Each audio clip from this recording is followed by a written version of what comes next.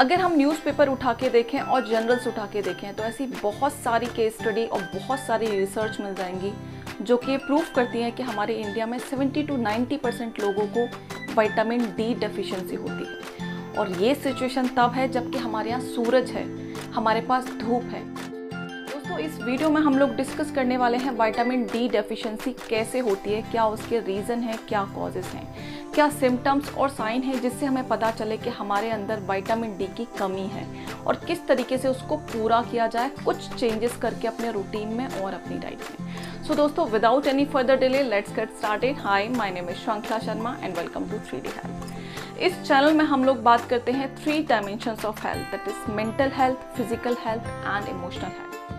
इस वीडियो को हम लोग 3 सेक्शन में डिवाइड करेंगे। पहले सेक्शन में हम जानेंगे कि क्या इसके कॉजेज़ हैं, क्या रीज़न है जिसकी वजह से हमें ये डेफिशिएंसी होती है। दूसरा, इसके क्या सिम्टम्स हैं, क्या साइन है, हम कैसे पहचानें कि हमारी बॉडी के अंदर विटामिन डी की कमी है। और तीसरा, कैसे विटामिन डी की कमी को पूरा किया जाए, क्या चेंजेस हैं जो कि हमें अपने रूटीन में करने हैं और अपनी डाइट में करने हैं। तो शुरू करते हैं पहले सेक्शन से जो कि लीड करेगा इसके कॉजेज़ एंड मेन रीजंस।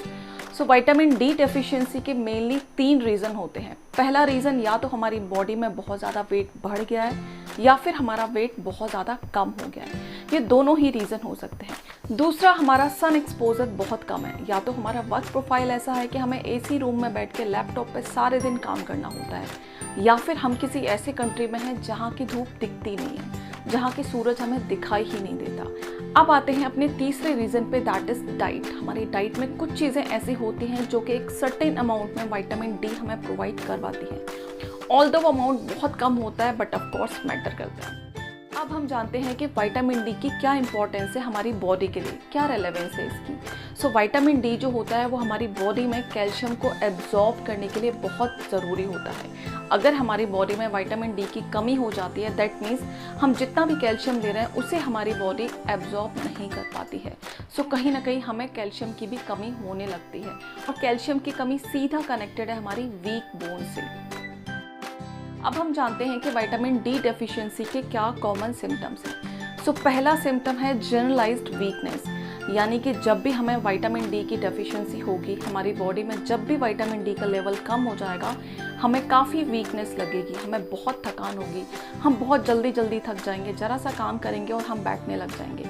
सो ये एक कॉमन सिम्टम है और आई थिंक सबसे मेन सिम्टम है जो कि इंडिकेट करता है कि हमारी बॉडी में सफिशिएंट विटामिन डी नहीं है। दूसरा सिम्टम है डिप्रेशन, तीसरा सिम्टम है वीक बोन्स और चौथा सिम्टम है बैक पेन।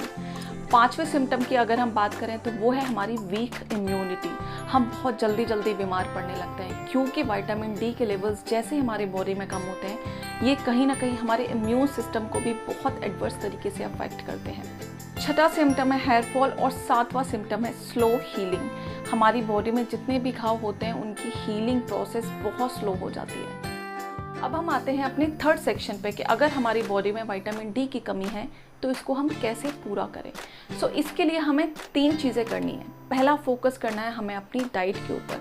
हमें अपनी डाइट में फ़िश ऐड करनी है, हमें अपनी डाइट में एग योक ऐड करना है। ये दोनों ही चीज़ें अगर हम अपनी डाइट में इंक्लूड करते हैं तो इनसे हमें थोड़े अमाउंट में ही सही बट विटामिन डी मिल जाता है। उसके अलावा हम अपनी डाइट में डेयरी प्रोडक्ट्स ऐड कर सकते हैं, उनसे भी हमें कुछ थोड़े से अमाउंट में विटामिन डी मिल जाएगा। उसके अलावा जो मेजर सोर्स है विटामिन डी का वो है सन, यानी कि धूप। अब दूसरा, हमें क्या करना है, हमें अपनी बॉडी का सन एक्सपोजर बढ़ाना है। सो हमें ये धूप कब लेनी है, या तो हम उगते सूरज की धूप ले सकते हैं या फिर ढलते सूरज की। ऐसा नहीं है कि बाद में सूरज में विटामिन डी की कमी हो जाती है, बट जो उगता सूरज होता है उसकी जो धूप होती है वो हम टॉलरेट कर पाते हैं, और ऑफ कोर्स उससे टैनिंग भी नहीं होती। सो या तो हम सुबह जैसे ही सूरज उगता है या फिर जब सूरज ढलने वाला है उस टाइमिंग में हम सन बेदिंग कर सकते हैं। ये हम कर सकते हैं 20 to 30 minutes, that will be enough. उसमें भी जो एफिशिएंट तरीका है, अगर हम अपना नेवल पार्ट और अपना बैक वाला पार्ट यानी कि कमर का पिछला हिस्सा और हमारे पेट का आगे वाला हिस्सा अगर हम एक्सपोज कर पाते हैं सन में, देन 15 मिनट्स इनफ होंगे। तीसरा काम जो कि बहुत इजी है वो है सन चार्ज वाटर अपनी डाइट में इंक्लूड करना। आपको मॉर्निंग में काफ़ी सारा पानी भर के रख देना है जहाँ पे प्रॉपर धूप आती है। सो पूरे दिन उस पानी को रखे रहने देना है और शाम को उस पानी को आप छान के आराम से पी सकते हैं। नेक्स्ट 24 आवर्स तक आप उस पानी को यूज़ कर सकते हैं। ये पानी चाहे तो आप डेली पी सकते हैं क्योंकि इसका कोई साइड इफेक्ट नहीं है। प्लस ये वाटर हमें पूरे दिन एनर्जेटिक रखेगा और विटामिन डी हमें कुछ सर्टेन अमाउंट में देता रहेगा।